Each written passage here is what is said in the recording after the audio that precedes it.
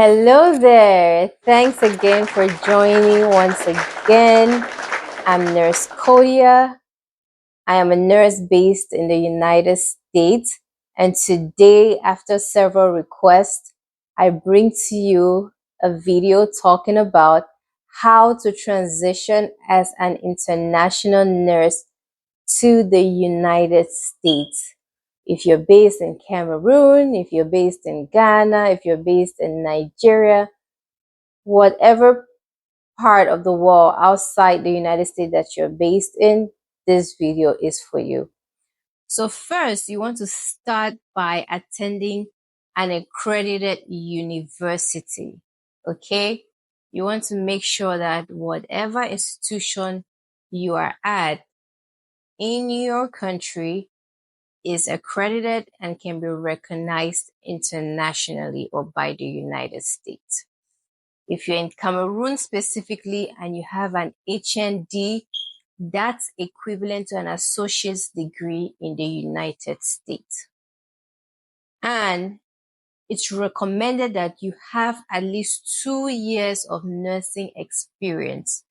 Now, you're not limited to only 2 years. If you do have less than 2 years, I would advise you to go ahead and still follow through with the process if it's your desire to travel, okay?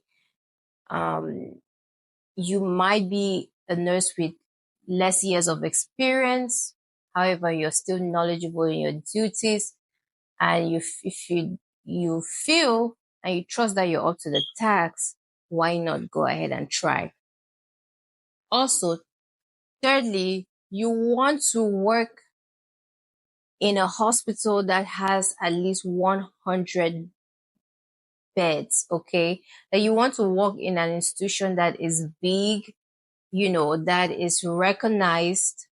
Because when you go for interviews, they will want to know your experience, what kind of setting you worked in. So when you're choosing the hospital you want to work in, just try your best to work in a facility that is big enough, so that, they can gain your trust in the sense that you're able to handle a high acuity unit. Next, the first step to starting this process is you want to choose a state, okay?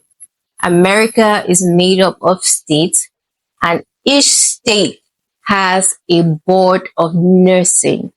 So you want to know the state where you will be applying to. And once you know your state, you will go to the website and you will read to know the requirements in order for you to practice in that state, because the requirements can vary from state to state. Mostly a similar process, but there are differences when it comes to certain states. Here I'm going to be showing you how to look up a board of nursing, particularly the Maryland Board of Nursing. However, there are different ones you can look up. It could be Massachusetts, it could be Ohio, it could be Dallas, Texas. Just go ahead and type it on Google, and then you click on the link, and then once you are in the website, you would type licensure for international nurses. Okay. And it doesn't have to be Maryland Board of Nursing. Remember, it's whichever state you chose. You might choose a state that does not require you to take a proficiency English exam. Some other states may require. So you see here, you click on this link that says licensure process for international educated nurses.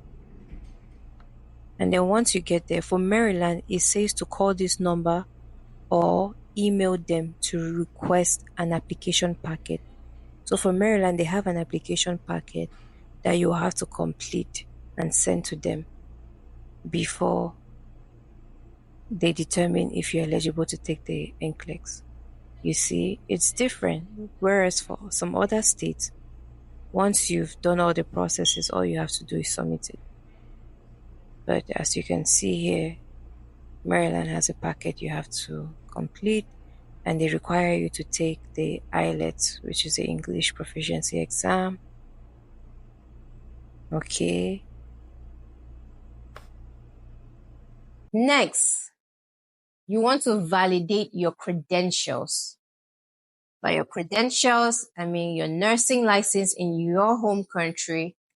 You want to also validate your high school diploma, as many degrees as you want to validate, you can validate it through this process. And the website which you will validate your credential is the CGFNS website. You will go on this website and you will create an account. Once you've created an account, you will purchase the CES, which is a credential evaluation. Upon your purchase, you finish whatever is required of you there, and there will be a form that will be given to you that you can download. So you would download that form and you will send that form to the board of nursing where you want to practice. After you purchase it, you send it to the board of nursing. And if they delay in processing your transcript, while you're waiting, you can call them, the CGFNS, to verify if there's any delay. They're accessible. Here, they answer calls. They can respond to your email. So feel free to call them if you need to. Feel free to email them to ask any questions if you have to. All right. And there's a fingerprint that is required in the process. The accreditation website will validate your fingerprint and they will send it to your board of nursing. Okay. Your board of nursing now is the one to authorize you to take the NCLEX. For your board of nursing to authorize you to take the NCLEX, there are processes that they want you to must have completed before you can take the NCLEX. This is why it's important for you to know the state that you want to practice in. Because once your credentials have been evaluated, you want to make sure that your board of nursing has received your credentials and you're ready to take the NCLEX. And by doing this, you will go to the website and find out exactly what you have to do to take the NCLEX. For some states, you are required to do a 120 course refresher. And this refresher is like what you would, it's like what they require you to know in your nursing field and things like that. Okay. And this can be required after you've taken your NCLEX and you've passed. Also, before you even take your NCLEX, some board of nursing, not all, require you to take an English proficiency test. And this English proficiency test, there are several of them. One being the IELTS, the other one being TOEFL.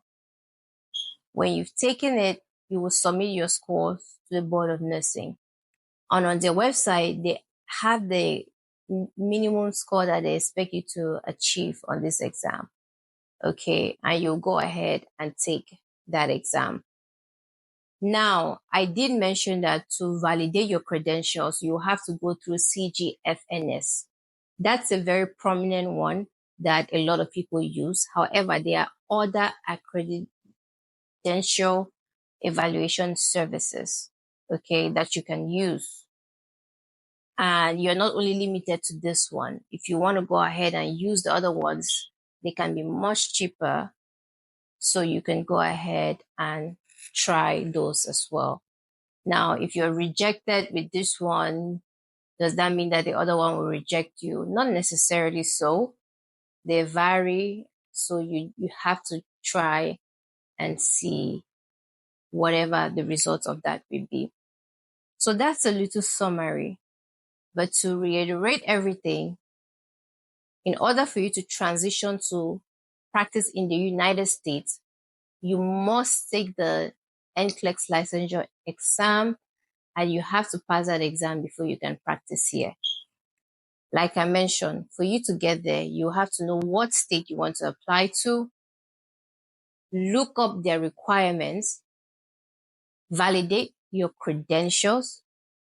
Once you validated your credentials and it's sent to the Board of Nursing, that Board of Nursing can require that you take an English proficiency exam. Once you take the proficiency exam, you've done your background check, then they tell you now to register for the NCLEX.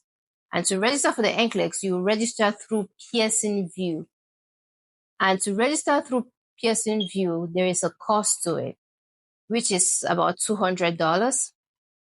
And if you're converting this to CFA, it should be about 100K, or about 90 to 100K.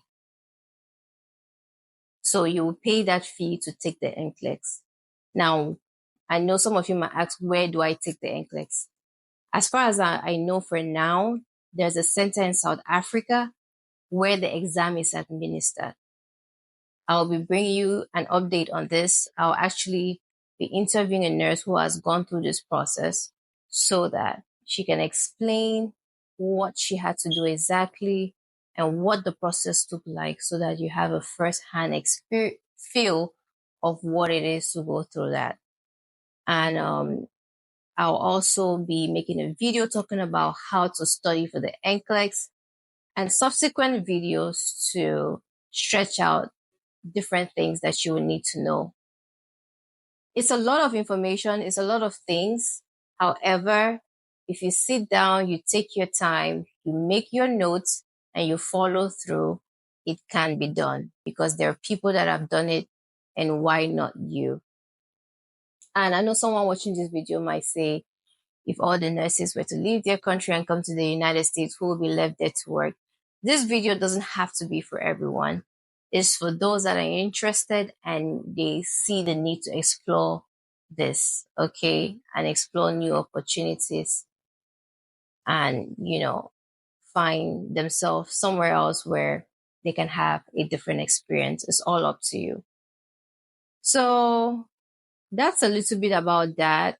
Once you've taken the NCLEX, there's another process that comes after that, which is looking for a job. And for you to get a job, you either have to go through an agency or you will apply on your own. And yes, there are hospitals in the United States that sponsor international nurses. I'm talking about they can sponsor your visa.